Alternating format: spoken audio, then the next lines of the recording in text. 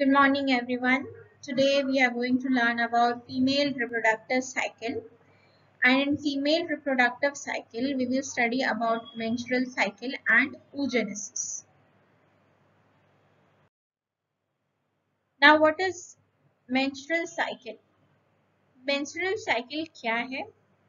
The reproductive cycle starting from the one menstruation till the next one in the female primates is called menstrual cycle. जो reproductive cycle है वो पहला या first menstruation से start होके दूसरा first menstruation तक जाता है in female is known as menstrual cycle. The first menstruation which begins at the pituitary is called menarche.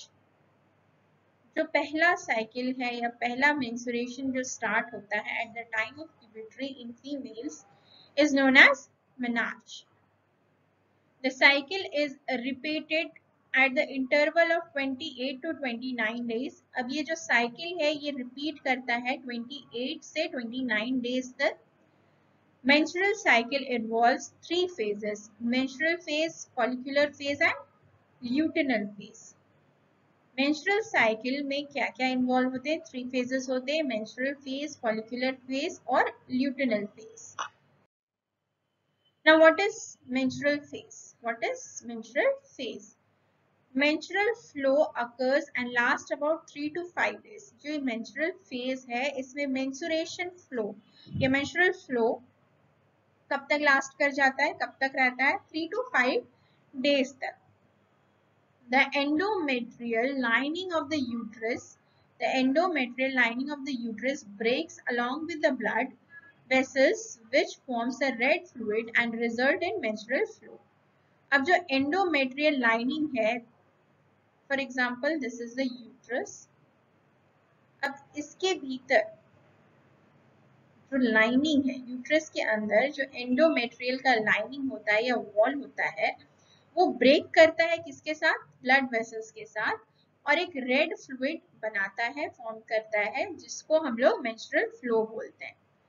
If the ovum is fertilized by the sperm, menstrual flow does not occur and hence indicates pregnancy. अगर ovum fertilized हो जाता है by the sperm, तो ये जो menstruation का process है या menstrual flow है ये नहीं होगा और hence indicates हो जाता है कि the female is pregnant. The follicular phase. What is the follicular phase? अब in this phase क्या होता है? तो प्राइमरी फॉलिकल्स होता है, ओवरी में जो प्रेजेंट रहता है वो ग्रो करता है. ग्रो करने के बाद क्या बन जाता है? एक फुल्ली मेच्योर ग्रेफाइन फॉलिकल. ठीक है. The endometrium regenerates through proliferation.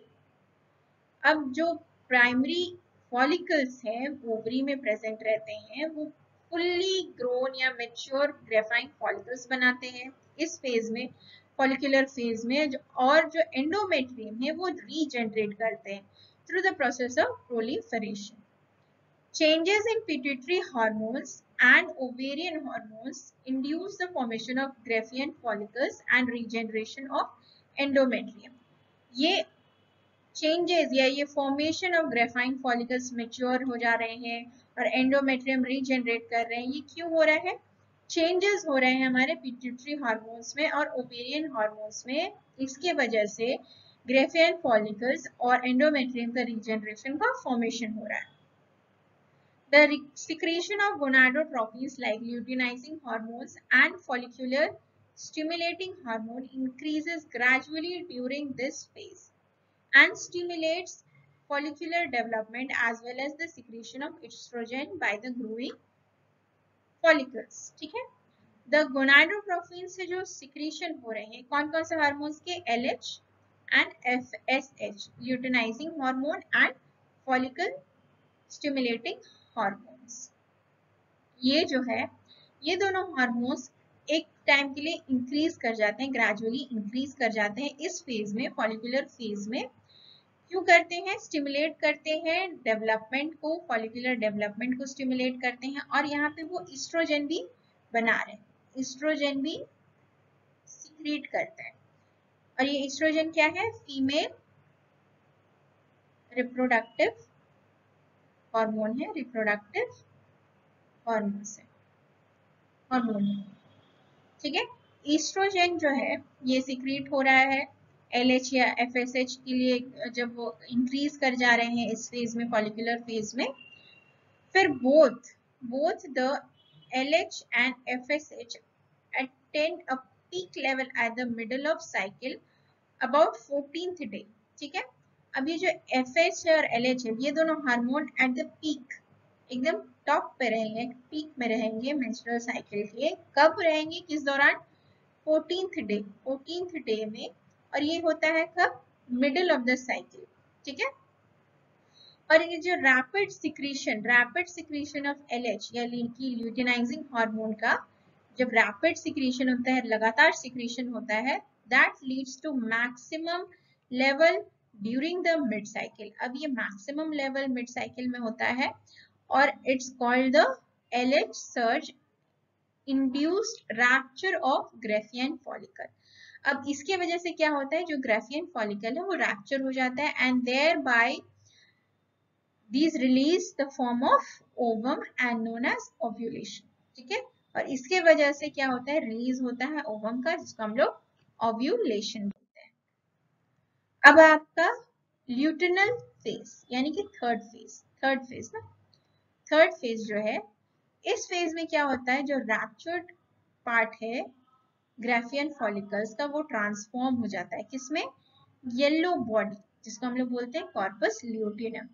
जो ये कॉर्पस ल्यूटिनम है ये सिक्रीट करता है लार्ज अमाउंट ऑफ प्रोजेस्टेरॉन, बहुत ज्यादा सिक्रीशन करता है प्रोजेस्टेरॉन हार्मोन्स का।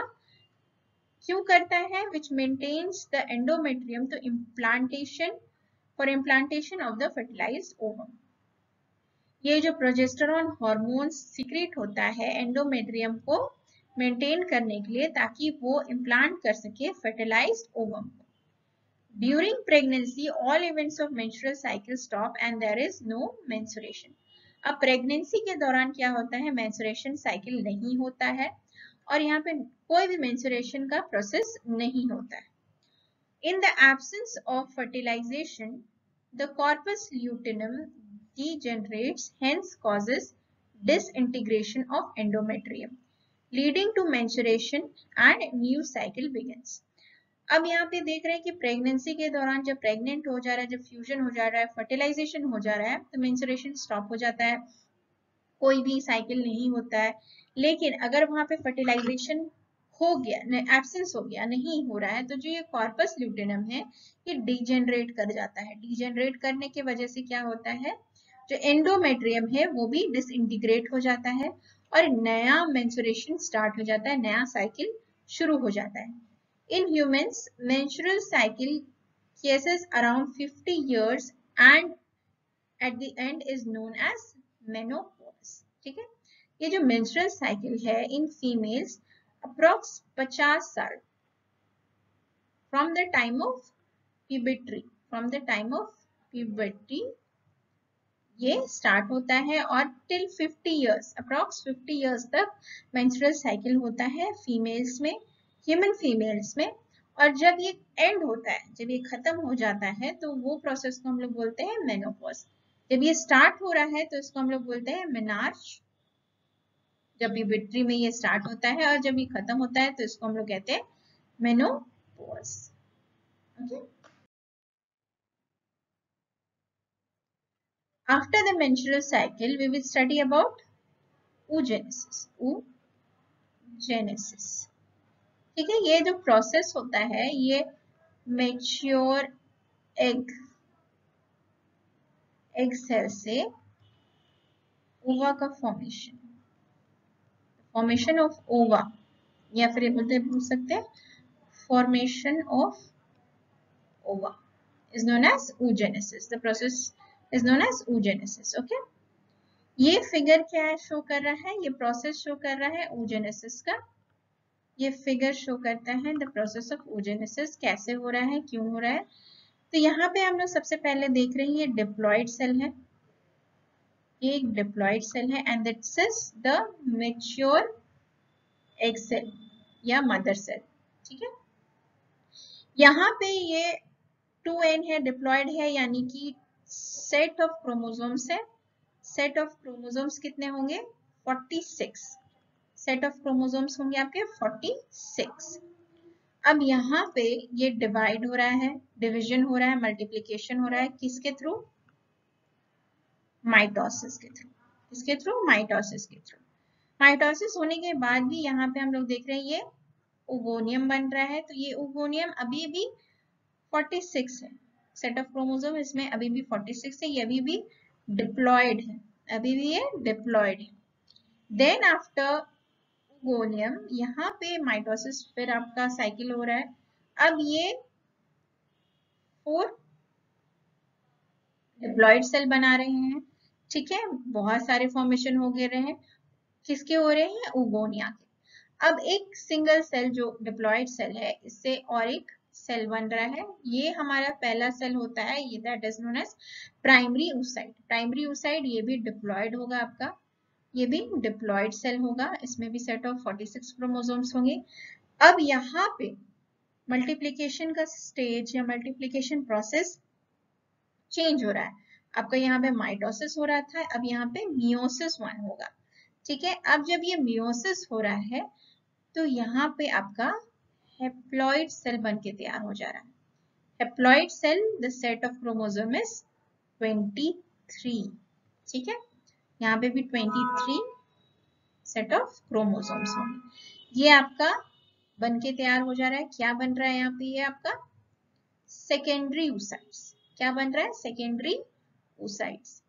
अब यहाँ पे सेकेंडरी oocytes फिर से डिवाइड कर रहा है मियोसिस 2 से, और ये अब फॉर्म कर रहा है ओवम का या ओवा। ये जो फुल्ली प्रोसेस है एक डिप्लॉयड सेल से हेप्लॉयड सेल बनने का, that is known as oogenesis। In this figure we can see that is a ovum या ova, ठीक है। इसमें हम लोग देख रहे हैं फॉलिकल सेल, ठीक है, cytoplasm, nucleus, vitelline membrane, zona पेल्लुसिडा, ठीक है।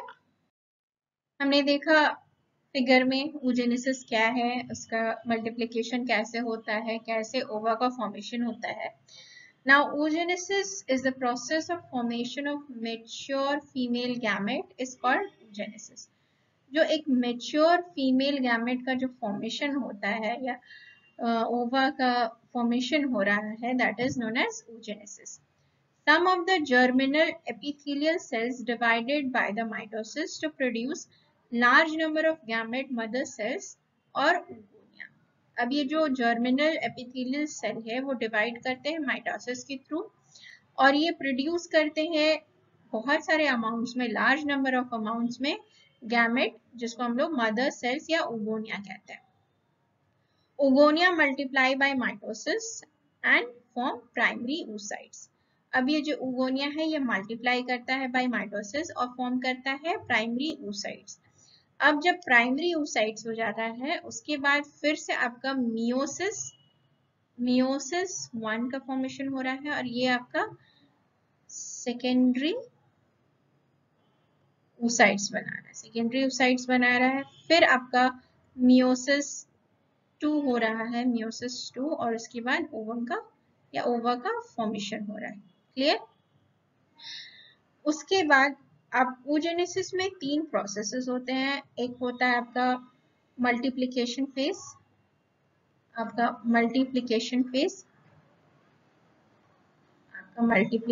फेज, दूसरा होता है आपका growth phase, and third is maturation phase. Multiplication यानी कि मल्टीप्लाई करना, 2n से n होना या 2n तक रहना, या प्राइमरी जो oocytes है वहां तक आपका क्या होता है? मल्टीप्लिकेशन का फेज होता है। उसके बाद आपका मियोसिस 1 या सेकेंडरी तक जाने तक आपका ग्रोथ का फेज होता है। उसके बाद आपका मैच्योरेशन का फेज होता है ओवम तक यानी कि ओवा तक। Now what is maturation and lactation? अब पैचुरेशन और लैक्टेशन क्या होता है? The average duration of human pregnancy, जो ह्यूमन प्रेगनेंसी का एवरेज ड्यूरेशन होता है, which is about 9 months, 9 months, ये क्या कहलाता है? Gestation period. ये क्या कहलाता है? Gestation period. The vigorous contraction of uterus at the end of pregnancy, जो end of pregnancy, जब pregnancy का at the time of delivery जो pain होता है, जो vigorous contraction होता है, that is known as पैचुरेशन। उस टाइम आपको पता चलता है कि अब डिलीवरी होने वाला है, वो फिटस की वजह से इसको नोन एज पैचुरेशन। और ये जो पैचुरेशन का सिग्नल है, signal is originate from the fully developed foetus. ये जो है ये फुल्ली डेवलप्ड फीटस से सिग्नल पास होता है। And the placenta which includes mild uterine contraction is called foetal ejection reflex. अब जो प्लासेंटा में माइल्ड यूट्राइन कॉन्ट्रैक्शन होता है उसको हम लोग क्या कहते हैं? Foetal ejection reflex. Fetal ejection reflex releases oxytocin hormone. अब ये क्या रिलीज करता है? ऑक्सीटॉक्सिन हार्मोन फ्रॉम कहाँ से? Pituitary glands of the mother which acts as a uterine muscles and causes contraction of the uterus, which in turn stimulates further oxytocin secretion. ये fetal ejection reflex कहाँ से हो रहा है? ऑक्सीटॉक्सिन हार्मोन से, pituitary gland के through, जिसमें mother जो है वो एक्ट कर रही है as the uterine muscles which acts on the uterine muscles, और वो कॉज कर रहा है कॉन्ट्रैक्शन यूट्रस का, और जो ऑक्सीटॉक्सिन सिक्रीशन का स्टिमुलेट कर रहा है। Production of milk at the end of pregnancy. Production of milk at the end of pregnancy by the differentiation of mammary gland is called lactation. पैचुरेशन हम लोग समझ गए, जो डिलीवरी का प्रोसेस है या at the end of pregnancy is known as parturition. अब ये लैक्टेशन क्या है? जो प्रेगनेंसी हो जा रहा है या द एंड ऑफ प्रेगनेंसी जो डिफरेंशिएशन हो रहा है मेमोरी ग्लैंड्स में, तो ये प्रोसेस को हम लोग कहते हैं lactation. The milk produced during the first few days of lactation is called colostrum. यहाँ पे ही लिख गया है लेकिन ये शी होगा या फिर नहीं भी होगा। द मिल्क प्रोड्यूस होगा by during the first few days of lactation is called cholesterol. मतलब जो पहला दूध होता है या पहला मिल्क जो रहता है, जो बेबी को दिया जाता है, पहला फर्स्ट डेज ऑफ लैक्टेशन में रहता है या वीक में रहता है, that is known as cholesterol. Colostrum contains antibodies necessary to develop and resistance against the disease for the newborn baby. जो भी एंटीबॉडीज रहते हैं वो कोलेस्ट्रॉल में प्रेजेंट रहते हैं ताकि जो चाइल्ड है, जो न्यूबॉर्न है, वो डिजीज से रेजिस्टेंस रहे, उसे डिजीज ना हो पाए। That's all for today. If you have any questions, any query, any doubts, you can ask me in this email. Thank you very much.